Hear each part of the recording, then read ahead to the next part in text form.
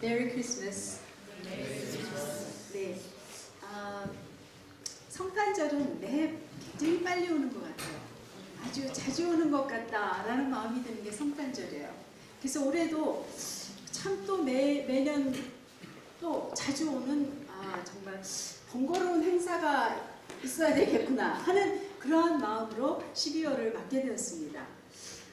그런데 정말 곧장 제가 주님을 생각했을 때 회개하게 됐죠.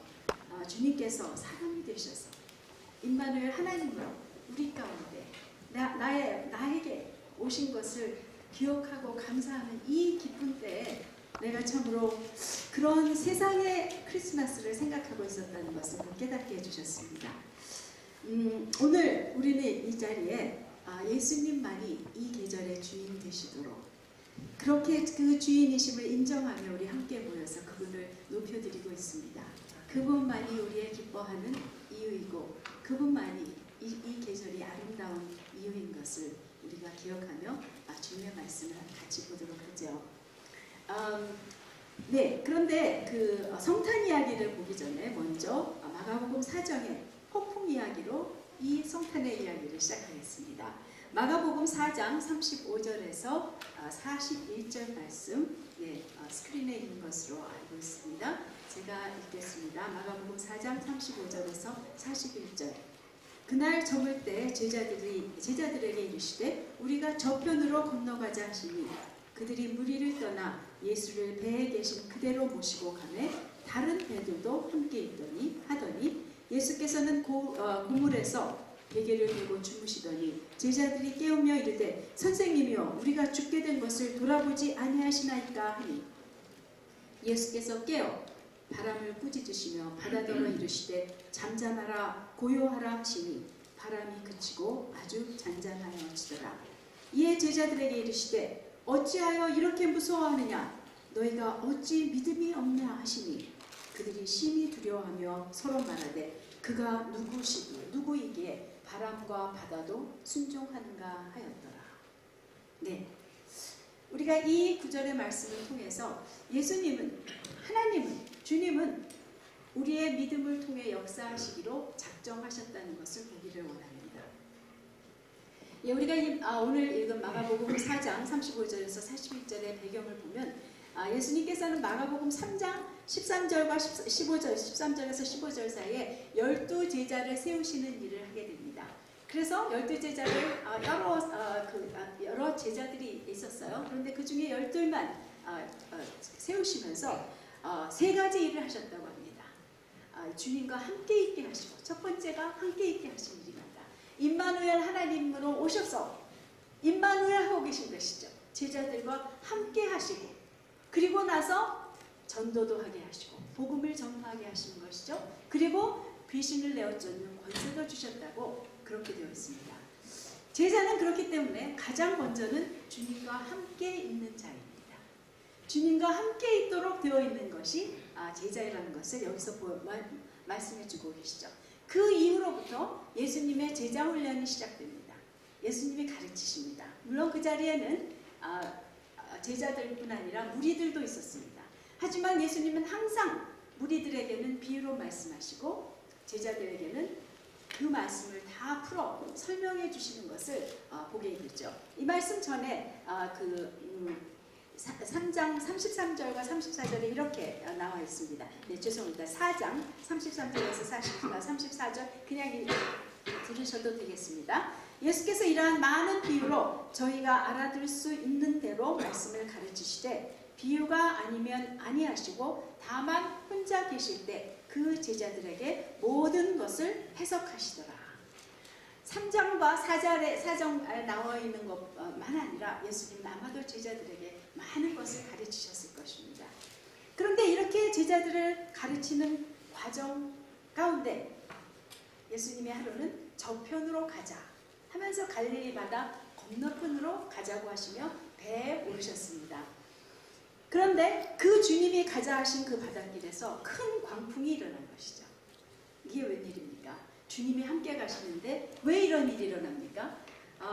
우리라도 놀랄 수밖에 없는 그러한 일이죠. 그러나 이 광풍이 있는 이 바닷가는 주님의 또 다른 교실이었다는 것을 우리는 보게 됩니다. 그 큰 광풍의 교실로 주님께서 제자들을 이끌고 가셨던 것이죠. 주님은 무엇인가 이들에게 가르치시기 위해서 이 길로 오르신 것이고 거기서 잠이 드셨어요. 그런데 그것도 예수님이 그저 피곤하셔서 드신 잠이 아니라 목적이 있는 잠이라는 것을 우리는 깨달을 수 있는 것이죠. 그런데 이 광풍을 보며 제자들의 반응을 우리가 보았죠. 아마도 처음에는 어부들이니까 흔히 있는 일이니까 그 할 수 있는 인간적인 노력으로 이것저것 했을 것입니다. 그러나 해결할 수 없는 광풍이라는 것을, 큰 폭풍이라는 것을 깨닫게 되었을 때 예수님을 깨우며 자기들이 죽게 된 것을 돌아보지 않느냐고 말합니다. 여러분, 이 안에 이 말 가운데 어떤 마음을 보십니까? 제자들은 불평하고 원망하는 것입니다. 왜 우리를 여기로 이끄셔서, 아니 주님이 가자고 했으면 좋은 곳이어야 되지, 왜 이렇게 고생스러운 곳에 오셔서 주님은 또 우리가 죽게 되었는데도 돌아보지도 않으시고 아니 잠만 주무십니까? 하는 이러한 불평과 원망의 마음이 있다는 것을 우리는 이 말을 통해서 볼 수가 있죠. 그런데 예수님은 물론 예수님은 일어나셔서 바다에게 또 광풍을 파도에게 잠잠하라고 고요하라고 명하십니다. 꾸짖으셨다고 되어 있어요. 그리고 나서 40절에 이렇게 말씀하시죠. 왜 심히 무서워하느냐? 아직도 믿음이 없느냐? 한글 성경에는 약간 다르게 있지만 원래적인 말씀으로는 아직도 믿음이 없느냐? 네, 아직도. 네, 그렇게 말씀하시는 것이죠. 이것은 제자들의 믿음에 대해서 제자들이 믿음 없는 걸 보시고 깜짝 놀라서 하시는 말씀이 아닙니다. 예수님은 알고 계시죠. 그래서 이 광풍이 있게 된 이 바닷가에 오셔서 그들의 믿음이 없음을 보여주시는 것입니다. 그들이 얼마나 여전히 아직도 예수님으로부터 그렇게 많은 것을 배우고 그 예수님의 많은 기적을 보았지만 아직도 믿음이 없다는 것을 예수님이 이들에게 드러내 주시기 위해서 이 바다로 이끄셨던 것을 우리는 볼 수가 있는 것입니다. 이들은 믿음이 없었기에 무서워할 수밖에 없다는 것을 또한 말씀해 주시죠. 이 큰 광풍 교실의 주제는, 과목은 믿음입니다. 믿음. 네, 예수님께서 이 광풍의 교실에서 믿음 없음을 알려주시는 이유가 있습니다. 왜냐하면 하나님은 우리의 믿음을 통해서 일하시기로 작정하셨기 때문이에요. 그분의 역사는 우리의 믿음이 있는 곳에서 일어나게 되도록 그분이 작정하셨기 때문입니다. 물론 주님은 스스로 모든 것을 하실 수 있는 분이세요. 그렇죠? 모든 것이 그분에게는 능한 것일 뿐입니다. 그러나 주님께서는 우리의 믿음을 기대하시며 우리가 믿을 때 그분의 일이 일어나도록 하시는 것이 그분의 방법이라는 것을 우리가 보는 것이에요. 주님은 어떤 도움도 필요하지 않으십니다. 우리가 믿는다고 그분을 도와드리는 건 아닙니다. 하지만 주님은 우리의 믿음이 있는 곳에서 일하시기로 작정하셨어요. 그 믿음으로 우리가 그곳에 동참하도록 허락하신 것일 수도 있는 것이죠. 물론 믿음이 없는 사람들에게 먼저 당신의 일을 보여주시고 당신을 보여주심으로 그들이 믿게 하시는 이러한 일도 있습니다. 사실은 이곳에 이 제자들에게도 주님께서는 믿음이 없는 제자들에게 당신을 보여주시고 계신, 그들의 믿음이 없음을 알려주시는 이러한 것임을 우리가 또 볼 수 있는 것이죠. 정말 당신을 쫓는 이 제자들이 그들의 믿음을 통해서 일하신다는 것을 알리시기 원하셔서 주님께서는 이들을 이곳에 이끌어 오셨다는 것이죠. 네, 데살로니가전서 1.3절에 보면 이러한 말이 있습니다. 믿음의 역사와 사랑의 수고와 소망의 인내가 그들에게 있다고 얘기하고 있어요. 네, 믿음에는 순서를 조금 바꿔서 말하면요. 사랑할 때는, 사랑이 있다면 우리는 기꺼이 수고하게 되고 사랑의 수고가 있고, 소망이 있다면 기쁨으로 인내하고 기다릴 수 있다라는 것. 소망의 인내. 그리고 우리가 믿음이 있다면 하나님의 역사가 일어나게 된다는 믿음의 역사가 있다는 것을 말씀해 주는 것이죠. 바로 하나님께서는 우리의 믿음이 있는 곳에서 그분의 일을 기꺼이 보여주시며 당신이 하고 싶어 하시는 일들을 하신다는 것입니다. 네, 하나님이 일하시게 하시는 믿음이란, 네, 하나님이 일하시게 하시는 믿음이란 어떤 것을 믿는 것일까? 그저 믿습니다. 내 생각대로 생각해놓고 믿습니다. 내가 이런 것을 지금 다 결정해놓고 믿습니다. 그것이 믿음이 아니죠. 성경에서는 먼저 히브리서 11장에서는 믿음이 없이는 하나님을 기쁘시게 못한다고 되어 있어요. 근데 그 믿음은 무엇을 믿느냐면 하나님이 계신 것을 믿는 것이라고 해요. 그런데 그것은 하나님의 존재를 믿는다는 그 믿음이 아니죠. 하나님을 기쁘게 하는 믿음이라는 것은 하나님이 어떤 분으로 계신 것을 믿는 믿음이에요. 하나님이 선하신 분이시며 하나님은 사랑하시는 분이시며 그분은 성실하신 분이시며 그분은 긍휼과 자비를 베푸시는 분, 그분은 의롭고 공의로우신 분, 이러한 하나님이 어떤 분으로 계신 것을 아는 것이 바로 믿음이라고 하고 있습니다. 또 로마서 10장 17절에서는 무엇이라고 말하죠? 믿음은 들음에서 나오고 들음은 그리스도의 말씀으로 말미암습니다. 그 믿는 것은 들을 때 생기게 되는데 무엇을 듣냐면 그리스도의 말씀을 들을 때 들음으로 믿음이 생기는 것. 말하자면 이렇게 하나님으로 하여금 일하시게 하는 믿음이라는 것은 하나님이 어떤 분이심을 믿는 믿음이며 또 하나님의 말씀 그 자체를 믿는, 하나님의 말씀이 참되고 진실하시다는 것을 믿고 그것을 내가 나의 그 마음에 깊이 새긴 그런 믿음이 바로 이렇게 하나님으로 하여금 역사하시게 하는, 하나님이 그것을 통해서 당신의 일을 행하게 하시는 그 믿음이라는 것을 보게 되죠. 우리가 그 마가복음 이후 5장부터 이 믿음이 없는 제자들에게 이렇게 믿음에 대해서 가르쳐 주신 후에 예수님께서는 병을 고치시면서 이런 말씀을 하십니다. 5장에서는 혈류병 앓던 여인에게 내 믿음이 너를 구원하였으니 평안히 가라, 이렇게 말씀하십니다. 또 9장에서는 믿음이 없는 세대를 한탄하시면서 믿는 자에게는 능치 못할 것이 없다. 내 믿기만 하면 하나님께서 당신이 하시려는 모든 것을 하실 수 있다라고 말씀해 주는 것이죠. 또 여리고 소경을 고치시고는 가라, 내 믿음이 너를 구원하였느니라. 이러한 말씀은 사복음서에 계속해서 하나님의 일 가운데 예수님이 하신 기적 가운데 누군가의 믿음에 의해서 그렇게 하신다는 말씀을 해주고 계신 것입니다. 네, 사실은 우리가 받은 구원도 믿음으로 된 것입니다. 그렇죠? 예수님께서는 우리 모두를 위해 죽으셨습니다. 우리 온 인류에게 구원을 주셨습니다. 그런데 그 구원이 나의 것이 되기 위해서 했던 것은 무엇입니까? 믿음으로 받는 것뿐이었어요. 믿음이 있기 때문에, 그분이 그렇게 하셨다는 믿음이 있기 때문에 우리는 구원을 받은 것이고, 아직도 수많은 사람들이 그 믿음이 없기에 이미 주신 구원을 알지 못하고 누리고 있지 못한 것이 많은 믿지 못하는 사람들의 상태라는 것이죠. 예수님은 그 바다에게 잠깐 돌아가서 바다에게 잠잠하고 고요하라고 하셨습니다. 바다와 파도에게만 하신 말씀이 아니라 사실은 제자들에게, 우리들에게, 광풍을 맞고 있는 우리들에게 잠잠하고 고요하라고 말씀하시는 것이라고 저에게는 들려졌습니다. 주님이 누구신지, 어떤 분으로 자기들과 함께 계신 분인지를 알지 못하기 때문에 우리는 그 파도보다 더 요동하고 불평과 원망의 말을 하지만 주님은 잠잠하고 고요하라고 말씀하시는 것입니다. 네, 이 믿음 없는 제자들에게 잠잠하고 고요하며 주님은 당신을 알리십니다. 네, 우리가 잠잠하여야 내가 나의 일을 하기를 멈추고 내가 나의 생각을 하기를 멈출 때 우리는 주님을 알 수 있게 되는 것이죠. 시편 46편 10절에 이렇게 말씀하십니다. 너희는 가만히 있어 내가 하나님됨을 알지어다.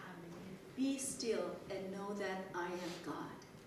우리가 잠잠할 때, 광풍 속에서도 잠잠히 주님을 바랄 때 우리는 주님을 알게 되고 주님의 구원을 경험할 수 있게 되는 것이죠.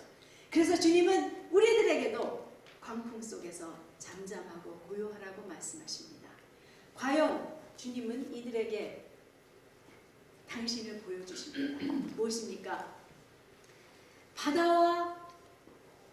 바람과 바다조차도 순종하는 하나님이심을 보여주고 계신 것이죠. 기적과 이적을 행하시며 말씀을 가르치시는 대단한 사람만이 아니라 모든 피조물을 다스리시는 그 하나님 자신임을 예수님께서는 제자들에게 보여주고 계신 것입니다. 네, 그런데 여기에 재미있는 구절이 하나 있는 것을, 부분이 하나 있는 것을 제가 보게 되었습니다. 36절에 보면 그 바다에는 함께 있는 배들도 있었다고 얘기하고 있습니다. 광풍이 부는 바다에, 예수님이 타신 그 바다에는 다른 배들도 있었다고 얘기해요. 그 배들도 역시 큰 광풍을 만났을까요? 아니면 예수님이 타신 제자들만이 있는 그 배만이 광풍을 얻었을까? 만나고 있었을까요? 아니죠. 그 배들도 그 바다에서 광풍으로 고생하며 애쓰고 있었을 것이 분명합니다. 네. 그러나 예수님께서 잠잠하고 고요하라 라고 말씀하시자 그 바다는 잠잠해지고 이들도 큰 광풍으로 죽지 않고 그 길을 갔을 것입니다. 어쩌면 그들 중에는 누군가는 그 광풍이 멈추게 된 이유를 알고자 했을 것이고 그것이 주님이라는 것을 알게 되었을 때 그들은 주님을 따르는 자가 되기를 원했을 것입니다. 육신의 생명만이 아닌 참 영생을 얻은 자들도 그 다른 배에 타고 있는 그러한 사람들이 있었을 것이라는 것입니다. 저는 이것을 보면서 제자들의 믿음은 그들의 처한 바다, 상황, 시대, 세상 전체에 죽임의 영향을 미칠 수 있다는 것을 보게 되는 것이죠. 다른 사람을 살게 할 수 있는, 나만이 아니라 다른 사람을 살게 할 수 있는 것, 또 말로 전도할 뿐만이 아니라 내가 겪는 큰 고통을 통해서 주님을 알릴 수 있다는 것, 바로 우리가 있는 이 바다, 이 세상에 다른 배들도 두신 이유이고 다른 배들이 있다고 지적해 주시는 이유라는 것을 보게 되죠. 네, 이렇게 우리가 이 믿음을 통해서 일하시는 예수님이라는 것을 보며 예수님으로 성탄하게 하시게 한 믿음이 있는 두 사람을 잠깐 보도록 하겠습니다. 네, 그 성탄의 믿음, 이 땅에 주님으로 하여금 이 땅에 태어나시게 한 두 사람의 믿음이 있었던 것을 보게 되는 것이죠.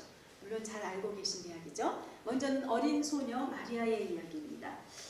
우리가 누가복음 1장 26절에서 38절 잘 아시는 말씀이지만 새로운 마음으로, 새로운 기대로 우리 함께 1절씩 번갈아 가면서 읽겠습니다. 제가 먼저 읽고 27절 읽어주시기 바랍니다. 여섯째 달에 천사 가브리엘이 하나님의 보내심을 받아 갈릴리 나사렛이란 동네에 가서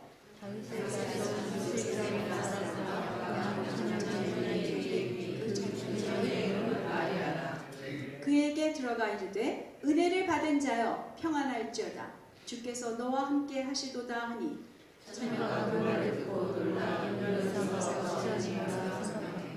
천사가 이르되 마리아여 무서워하지 말라 네가 하나님께 은혜를 입었느니라.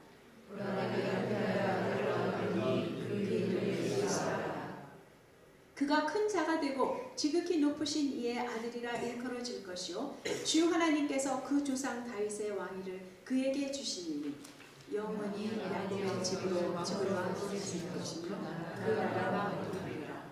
마리아가 천사에게 말하되 나는 남자를 알지 못하니 어찌 이 일이 있으리이까. 천사가 그에게 성령이 임하시고 지극히 높으신 이의 능력이 이루시리니 이러므로 하셔서 보라 내 친족 엘리사벳도 늙어서 아들을 배웠느니라. 본래 수태하지 못하다 하던 이가 이미 6달이 되었나니 마리아가 가로되 주의 여종이오니 말씀대로 내게 이루어지이다 하매 천사가 떠나니라.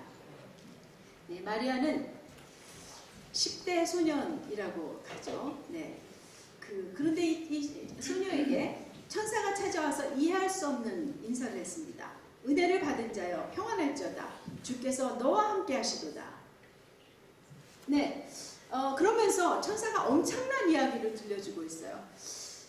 잉태를 할 것이라고 그러고 아직 결혼도 안 했는데 아들을 낳을 것이라고 그 이름을 예수라 할 것이라고 하고 큰 자가 될 것이도 고 지극히 높으신 자의 아들이라 불릴 것이며 그 조상 다윗의 왕이 즉 약속하신 메시아가 될 것이라는 것을 얘기해 주는 것이에요. 여러분 이것이 우리는 너무나 여러 번 들어서 당연한 이야기로 들리지만 2000여 년 전 이스라엘의 작은 성읍 나사렛에서 살고 있던 15세, 16세 정도의 소녀 마리아의 입장에서 내가 그 마리아라면 라고 상상해 볼 때 이러한 이야기를 천사가 와서 들려준다면 나는 어떻게 반응을 했을까? 어떻게 반응할 수밖에 없었을까? 너무 놀라운 이야기죠. 네. 이게 꿈인가 하고 빨리 물러가라고 그랬을지도 모르고요. 네. 그런데 이미 마리아는 그 안에 믿음이 있음을 보여주고 있어요. 34절은 질문을 하고 있는데 질문에 앞서서 그에게 믿음이 있다는 것을 보여줍니다. 이미 하나님의 말씀을 믿고 있고요. 하나님이 그렇게 하실 수 있는 분이심을 믿고 자기가 기다리고 있는 메시아를 자기를 통해서 태어나게 하신다는 놀라운 말씀을 믿고 있다는 것을 볼 수 있어요. 놀랍죠? 왜요? 그녀가 질문합니다. 그런데 이 질문은 의심이나 불신으로 하는 질문이 아니에요. 단지 한 가지, 나는 딴 가는 다 모르겠는데 내가 아직 결혼을 안 해서 남자를 모르는데 어떻게 제가 잉태하겠습니까? 이 질문은 순종하기 위한 질문이었지 어떤 믿지 않거나 이 천사가 말한 것을 거절하는 이 말을 거절하고 받아들이지 않으려는 그러한 믿음이 아니었다는 것을 우리는 잘 알고 있습니다. 35절에서 37절까지는 천사의 친절한 설명이 나오죠. 성령님이 임하셔서 지극히 높으신 자의 능력으로 잉태할 것이라. 하나님의 능력으로 기적으로 잉태할 것이라고 얘기해 줍니다. 그리고 그녀가 낳을 거룩한 아기는 하나님의 아들이라 불릴 것이고 또 엘리사벳의 이야기도 해줍니다. 굉장히 나이 많아서 잉태하지 못했는데 지금 6개월짜리다. 사실 이것은 이제 마리아가 곧장 무엇을 해야 될지를 암시하는 그러한 이야기로 우리가 볼 수도 있는 것입니다. 우리가 뒤에도 보겠습니다. 그리고 믿음의 격려를 37절에서 하죠. 하나님의 모든 말씀은 능치 못하심이 없느니라. 네, 하나님의 모든 말씀을 지금 리마인드 해주고 있는 것이에요. 그래, 그 말씀이란 것은 이사야서 7장 14절 보라 처녀가 잉태하여 아들을 낳을 것이요 그 이름을 임마누엘이라 하리라 하는 그 말씀이었던 것을 저는 생각하게 됩니다. 바로 마리아에게 내가 바로 그 처녀이다 라고 말해주며 격려하는 이러한 것이죠. 또 38절에서는 이러한 설명을 들은 후에 마리아가 파격적인 믿음의 반응을 보입니다. 파격적이다. 이것은 상식에 어긋난다라는 뜻이죠. 상식을 벗어나는, 상식을 파하는 그러한 파격적인 믿음으로 순종하게 됩니다. 주의 여종이 오니 말씀대로 내게 이루어지리라 라고 얘기합니다. 네, 정말 나라면 이런 질문과 염려들이 있었을 것 같아요. 이렇게 대답할 수 있을지는 모르지만 어쩌면 대답하고 싶지 않아서 이런 질문들, 의심 또는 염려들을 얘기하게 될 것이라고 생각해 봤어요. 성령으로 어떻게 잉태하나요? 그런 일이 어떻게 있나요? 그 다음엔 또 어떻게 되는 건가요? 내가 사랑하는 요셉에게는 어떻게 말을 해야 되나요? 사람들의 눈초리는 어떻게 되나요? 하나님, 정말 내가 하나님의 아들, 당신의 아들을 어떻게 이 작고 비천한 제가 당신의 아들을 키울 수 있겠습니까? 이런 질문과 끊임없는 질문이 있을 수 있죠. 그러나 이런 질문과 염려에는 대답도 구하지 않은 채 하나님의 거대한 역사에 뛰어들고 있는 마리아를 우리가 보게 되는 것입니다. 이미 그가 치러야 할 엄청난 대가, 그것을 모르는 것이 아니죠. 그 대가를 치를 각오, 그 대가보다도 훨씬 더 크고 정말 본인을 만족하게 하며 본인에게 기쁨을 줄 수 있는 하나님의 일이 있다는 것을 믿으며 하나님의 일 가운데 정말 달려드는 이러한 마리아를 보게 되는 것입니다. 반드시 있게 될 모든 문제와 고통의 상황, 또한 자신의 어떠한 어리고 비천함, 이것을 덮어버리는, 이 모든 것을 덮어버리는 믿음이었습니다. 하나님의 누구이신 그분의 성품과 그분의 말씀, 또 그분의 길을 분명히 현실로 보고 있는 소녀 마리아의 이러한 반응을 볼 수 있죠. 그러면 마리아는 어떻게 이러한 믿음을 갖게 되었을까 생각하게 됐어요. 하나님이 마리아에게 예수를 낳게 하시려고 그런 믿음을 먼저 주셨을까? 하나님은 그렇게 하지 않으시죠. 그건 하나님의 방법이 아닙니다. 그런데 뒤에 그 마리아가 엘리사벳에 가가지고 찬양하는, 감사의 찬양을 하는 그런 과정이 나와 있습니다. 그 마리아의 노래라고 부르는 부분을 보면 마리아는 하나님께 영광을 돌리며 찬양을 하는데요. 하나님을 기뻐하는 소녀인 것을 그 찬양을 통해서 볼 수가 있습니다. 또 하나님을 아는 그분의 사랑과 선하심을 믿는 그러한 소녀인 것을 말해주고 있어요. 그 찬양 자체가. 그리고 창세기의 말씀으로부터 많은 성경 말씀을 인용하며 찬양하고 있다는 것을 보아요. 특히 시편의 말씀들을 많이 이야기하면서 시편에서 비천한 자를 높이시고 또 그러한 하나님께서 가난한 자에게 주시는 하나님, 이러한 말씀들을 인용하면서 찬양하고 있는, 말하자면 무엇입니까? 마리아는 어리고 비천한 소녀였지만 하나님의 말씀을 사랑하고 있는 자라는 것. 그래서 천사가 하나님의 말씀이 능치 못할 것이 없다고 상기시켜 주셨을 때 바로 그 말씀이 이사야 7장 14절에 처녀가 잉태하여 아들을 낳겠다는 그 말씀이 바로 자기에게 해당되는 말씀이라는 것을 깨달을 수 있는 이러한 말씀을 믿고 말씀을 사랑하는 소녀였다는, 그 말씀이 반드시 이루어진다는 믿음이 있었다는 것을 보게 되는 것이죠. 네, 말씀을 통해 하나님을 만나고 알게 된 마리아는 그분과 그분의 말씀을 믿는 이런 파격적인 믿음을 가지고 순종하게 되는 것입니다. 이 마리아의 믿음을 통해 예수님은 이 땅에 성탄하셨던 것을 우리가 보게 되는 것이죠. 네, 마리아에게는 동력자가 필요했습니다. 네, 성령께서 잉태하시겠지만 마리아를 아버지로 키워줄 그런 요셉이 필요한 것이었죠. 마태복음 1장 18절에서 25절 보면 요셉에 대한 이야기가 나옵니다. 이것도 우리 함께 같이 읽도록 하겠습니다. 제가 먼저 읽겠습니다. 예수 그리스도의 나심은 이러합니다. 그의 어머니 마리아가 요셉과 약혼하고 동거하기 전에 성령으로 잉태한 것이 나타났더니 그의 남편 요셉은 의로운 사람이라 그의 결혼을 제하고 가난을 근고자라.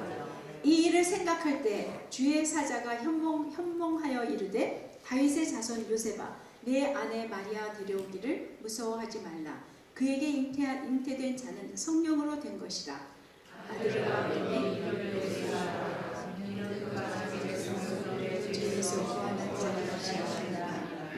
이 모든 일이 된 것은 주께서 선지자로 하신 말씀을 이루려 하심이니 이르시되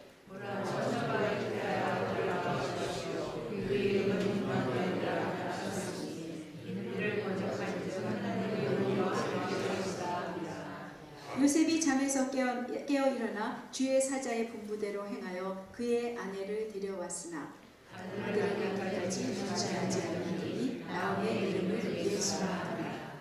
네, 마리아는 목수 요셉, 목수가 직업이 목수인 요셉, 약혼자인 요셉에게 자기의 임신을 알려야 했을 것입니다. 네, 성령으로 잉태한 것이 나타났더니 그냥 배가 불러서 또는 소문으로 알게 된 것이 아니라 자기가 직접 아마도 알렸을 것입니다.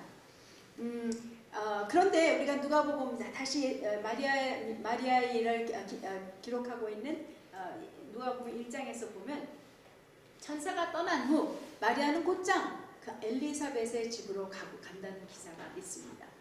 네, 그래서 거기서 3개월을 있다가 옵니다. 아마도 요셉에게 이 엄청난 일을 알리기 전에 엘리사벳의 집에 가서 그의 격려를 받으며 또 자기의 믿음을 더하기 위한 그러한, 또 하나님이 그렇게 인도해 주신 엘리사벳의 이야기를 하며 천사를 통해 그러한 길을 알려주신 것이라는 그러한 생각을 할 수가 있겠죠. 그렇게 이야기를 들었을 때 아무리 사랑하고 믿는 마리아지만 성령으로 잉태하였다는 말은 여전히 받아들이기가 어려웠겠죠. 기가 막혔을 것입니다.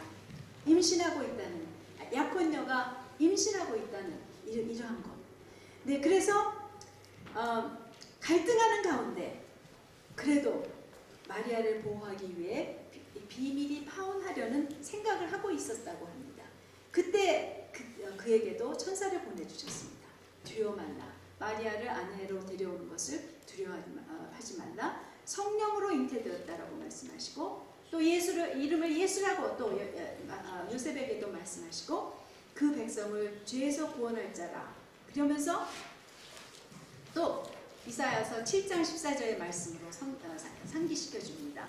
바로 그 처녀가 마리아임을 깨닫게 되고 이 천사의 말씀을 믿게 된 것이죠. 그래서 그 말대로 마리아를 데려옵니다. 아기 예수의 육신의 아버지가 된 것이죠. 요셉은 그 말을 믿었습니다. 요셉을 가르쳐서 의로운 사람이라고 부르고 있죠. 그 의로운 행동 한 가지, 여기서 나타나는 한 가지 무엇이죠?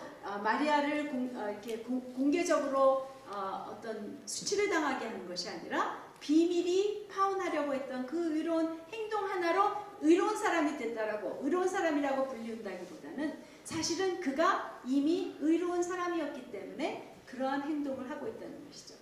의로운 사람이라는 것은 무엇입니까? 하나님을, 오직 의로우신 하나님 그 한 분을 알고 그분과의 올바른 관계 속에 있다는 것이죠. 요셉 역시 하나님을 알고 있는 사람이며 하나님과의 올바른 관계 가운데 하나님을 믿는, 하나님의 말씀과 하나님 그 자신을 믿고 있는 사람이라는 것을 보여주는 것입니다. 네, 그래서 이사야를 통해 하신 그 말씀대로, 그것을 믿는 대로, 네, 성실히 예수님과 마리아를 보호하고 어린 예수님께 말씀을 가르친 사람, 바로 이 요셉, 그리고 목수의 일도 가르친 이 요셉이 그 믿음에, 그의 믿음을 통해서 이러한 예수의 아버지로 살았던 것을 보죠. 바로 이것에는 또한 믿음의 그러한 대가가 있었던 것을 우리는 요셉의 삶에 많은 것이 기록되어 있지 않지만 그 역시 많은 대가를 치렀을 것을 우리는 알 수 있는 것입니다. 이런 믿음을 통해서 이 두 사람의 성탄의 믿음을 통해서 예수님이 오셨습니다. 아마도 예수님은 이런 믿음의 한 여인과 한 사람을, 한 남자를 찾으셨을 것이라고 생각합니다. 그 믿음으로 자신들의 어떠함을, 그 믿음이 있기 때문에 자신들의 어떠함을 보고 또는 상황과 어려움을 보지 않고 그것에 대해서 두려워하지 않고 오직 하나님 그분과 그분의 말씀을 믿는 믿음으로, 그래서 그 믿음을 통해서 우리와 함께 하시는 임마누엘 예수님의 육신의 부모가 된 것이죠. 이 믿음의 결과 어떤 일이 있었습니까? 사실은 마리아와 요셉도 그 예수님으로 인하여 구원을 얻게 되는, 예수님에게도 그 아기 예수는 구원자로 오셨고 왕으로 오신 것이죠. 온 이스라엘에게, 이 두 사람의 믿음으로 말미암아 온 이스라엘에게 구세주와 또한 왕이 오신 것입니다.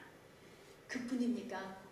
이 온 인류에게 그 두 사람의 믿음으로 말미암아 예수님은 왕으로 오실 수 있었고 구원자로 오실 수 있었던 것이죠. 그 믿음이 정말 이 세상, 온 세상이라는 바다에 있는 다른 배들에게 엄청난 축복을, 엄청난 복을 가져다 준 것을 보게 되는 것입니다. 우리는 그렇다면 우리의 삶 가운데서도 우리의 매일의 삶에 이러한 성탄의 믿음을 갖는 것이 무엇인지 우리 생각해 봄으로 말씀을 마치도록 하겠습니다. 네, 달력에는 성탄절이 딱 12월 25일 하루죠. 12월 25일은 예수님이 태어나신 날도 사실은 아닙니다. 우리가 그렇게 정해놓고, 사람들이 정해놓고 축하하는 것이죠. 하지만 우리의 믿음의 삶에서는 우리는 매일매일 사랑과 구원의 주님이 오시는 성탄절로 지낼 수 있다는 것입니다. 아니, 지내야 한다는 것입니다. 우리가 메리 크리스마스라는 인사를 합니다. 그것은 뭡니까? Worship Christ. 네, 우리 주님을, 그리스도를 경배합시다 라는 것이, 즐거이 경배합시다 라는 것이 메리 크리스마스입니다. 그렇다면, 그래서 우리는 크리스마스를 매일 보내야 하는 것처럼, 매일이 크리스마스, 주님을, 그 그리스도를 경배하는 크리스마스가 되어야 하는 것처럼, 사실 우리는 1년에 한 번 있는 이 날만 주님의 오심을 기억하며 주님을 나의 구주로 받아들이는 그것이 아니라 우리는 매일매일 그 성탄의 믿음으로 주님이 나의 구주로 오시고 나의 왕으로 오시고 나의 구원자로 오셔서 그분을 기뻐하고 즐거워하고 감사하는 삶이 매일매일 기억해야 계속될 수 있다는 것을 성탄의 믿음을 우리가 가질 수 있는 것이죠. 우리는 그래서 매일 성탄절이 될 수 있는 것입니다. 물론 이렇게 뭐 빨간 파란 옷을 입고 선물을 주고 할 필요는 없지만 매일매일 그 성탄의 간격 가운데 주님이 나에게 오신 왕이시고 주님이 나에게 오신 구원자이시고 주님이 나의 주인이시며 주님이 나의 모든 것으로 이 세상에 오시고 나를 위해 죽으시기에 오셨다라는 그 주님이 오신 것을 감사하며 기뻐하며 즐거워하며 그 주님을 나의 삶으로 증거할 수 있는 그 삶이 되어야 하는 것이죠. 그러기 위해서 필요한 것이 무엇일까요? 바로 믿음입니다. 잉태의 믿음. 하나님이 말씀하신 것을 반드시 하시는 하나님. 그분의 말씀은 반드시 이루어질 것이며 그분이 또 그분의 그 사랑이신 그분의 의로우신 그분의 선하심이 우리에게 이 구원을 주시고 이미 내가 그 영벌에 처할 곳에서 얻은 그 영생이 나의 삶 가운데서도 계속 되어져서 주님의 성품을 닮아가는 그런데 속사람의 구원이 매일매일 이루어질 수 있도록 하신 그 약속을 믿는 마음으로 내가 주님이 아침마다 나에게 새롭게 매일매일 새롭게 성탄의 주님으로 오시는 그것을 믿는 그 믿음을 통해서 예수님은 우리의 삶 가운데 매일매일 성탄의 주님으로 오실 것이며 우리는 그 성탄절의 기쁨으로 살 수 있는 이러한 사람이 되는 것입니다. 물론 우리는 그 믿음에는 대가가 있다는 것을 기억해야 되죠. 내가 어떠한 상황에서든 내가 어떠한 일을 겪든 나는 주님을 따라가리라. 주님을 나의 주인이신 그 주님을 따라가리라. 그 따라가는 길에는 푸른 초장과 쉴만한 물가만 있는 것이 아니라 사망의 음침한 골짜기도 있고 큰 광풍을 만나게 되는 그 바닷가도 가야 할 것이지만 그 주님이 함께 계심을 믿으며 임마누엘 하나님을 믿으며 나는 그 믿음으로 모든 상황 가운데 믿음의 반응을 하겠다라는 그러한 각오 그 믿음으로 우리는 주님을 매일매일 나의 구주로 나의 구원자로 나의 왕으로 받아들이고 오시도록 하는 것이죠. 이것은 또한 나에게만 그치는 것이 아닌 것을 우리는 압니다. 나에게만 있는 구원이 아니라 온 세상 광풍이 지금 불고 있는 이 바다라는 이 세상 얼마나 우리가 살고 있는 이 세상이라는 바다는 큰 광풍이 불고 있는지 우리 모두는 볼 수 있습니다. 정치적인 혼돈, 가치관의 붕괴, 가치가 없죠. 가치관이 옳고 그른 것이 없습니다. 이러한 테러리즘의 공포, 무슨 자연 오염, 극심해지는 빈부차, 이러한 모든 것들 우리가 이것이 얼마나 큰 광풍이 불고 있는 세상에 이 바다에 우리가 살고 있는지를 기억할 필요가 있습니다. 하나님은 이와 같은 때에 우리로 하여금 살게 하셨어요. 이 같은 바다에서 우리를 살게 하셨습니다. 우리는 그렇다고 이 바다의 모든 것을 우리가 해결하는 것이 아닙니다.